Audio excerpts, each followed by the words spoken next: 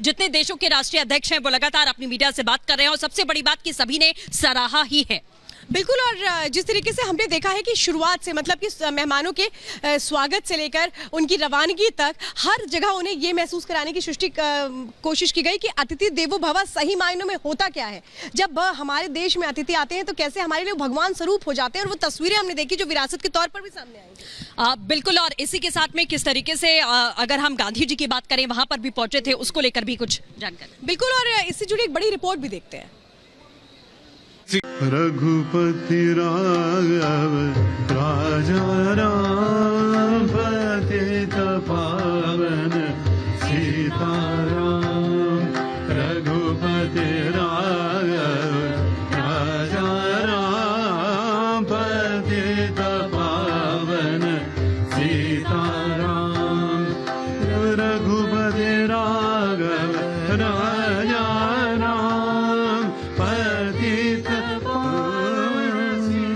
ये तस्वीर है समृद्ध भारत की, ये तस्वीर है सशक्त भारत की, ये तस्वीर है उस विश्व गुरु की जिसने सुपर पावर से लेकर दुनिया के ताकतवर मुल्कों को एक साथ एक जगह लाकर खड़ा कर दिया।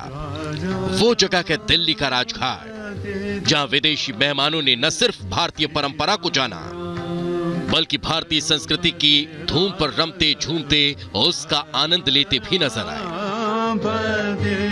पावन सीताराम। रघुपति राघव राजा राम पतित पावन सीताराम। राजघाट में प्रधानमंत्री नरेंद्र मोदी के विश्व परिवार ने राष्ट्रपिता महात्मा गांधी को श्रद्धांजलि दी और भारतीय परंपराओं को जाना, पहचाना, उस विरासत को और धरोहर को जिसके बारे में उन्होंने सिर्फ किताबों में पढ़ा था। भारतीय संस्कृति का केंद्र रखे हिंदुस्तान की हर उपलब्धि और इतिहास को भी यादों में संजो लिया। विश्व परिवार के लोग G20 समिट के आखिरी दिन तड़के राजघाट पहुंचे, जिनका प्रधानमंत्री नरेंद्र मोदी ने खास पृष्ठभूमि पर स्वागत किया। मेहमानों को खादी का अंगवस्त्र ओढ़ाया और शानदार स्वागत किया। स्वागत के वक्त वेलकम बैकग्राउंड की तस्वीर अपने आप में बेहद खास थी, जिसके बारे में प्रधानमंत्री नरेंद्र मोदी ने सभी मेहमानों को भी समझाया।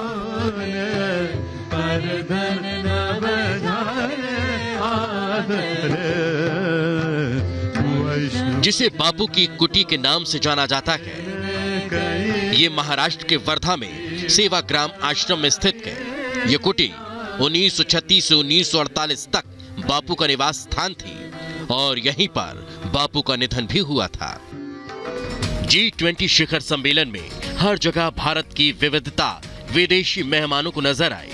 प्राचीन भारतीय संस्कृति की पहली झलक की थीम वसुधैव कुटुंबकम और आयोजन स्थल के नाम भारत मंडपम से ही मिलती है, जो भगवान बसवेश्वर के अनुभव मंडपम से प्रेरित है, जिसका मतलब वाद और संवाद की लोकतांत्रिक पद्धति से है। भारत मंडपम के प्रांगण में नटराज की विशाल प्रतिमा स्थापित की गई है, जो भारतीय संस्कृति का अभिन्न अंग है। तो इसके इतर परिसर में सुंदर फव्वारों के बीच समृद्धि का प्रतीक कमल के फूल और शंख इसकी शोभा बढ़ा रहे थे।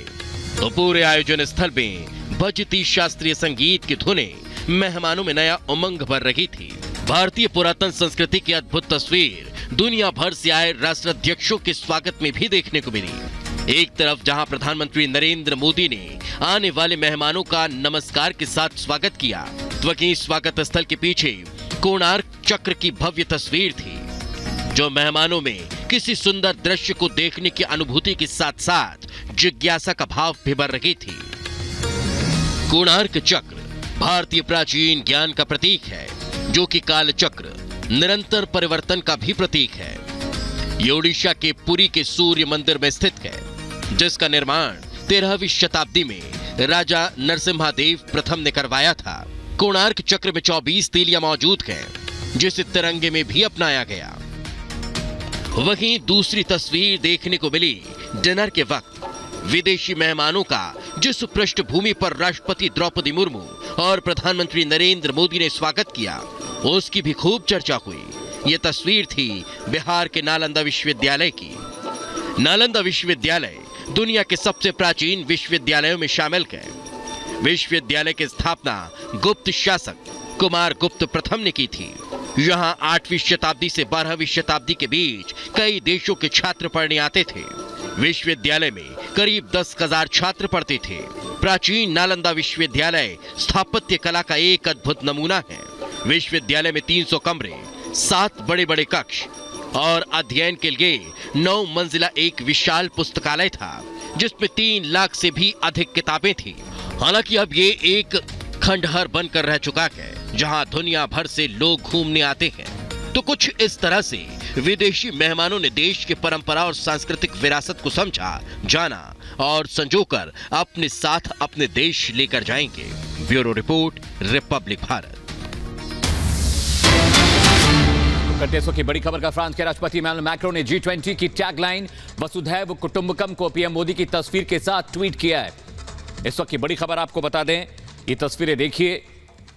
G20 समिट के समापन के बाद अब उन्होंने पिक्चर ट्वीट की है। ये तस्वीरें हम आपको दिखा रहे हैं वसुधैव कुटुंबकम के साथ ये पिक्चर ट्वीट की गई है। तस्वीरें हम आपको दिखा रहे हैं। पीएम मोदी से मुलाकात भी की है जस्टिन ट्रूडो ने, और उसके बाद देखिए वो कह रहे हैं, उन्होंने पिक्चर ट्वीट की है। ये ट्वीट की हुई तस्वीर हम आपको दिखा रहे हैं। तो जिस तरह से समूचे विश्व ने भारत का लोहा माना है, जिस तरह का G20 का समापन समारोह हुआ और जो सक्सेसफुली कंप्लीट हुआ है।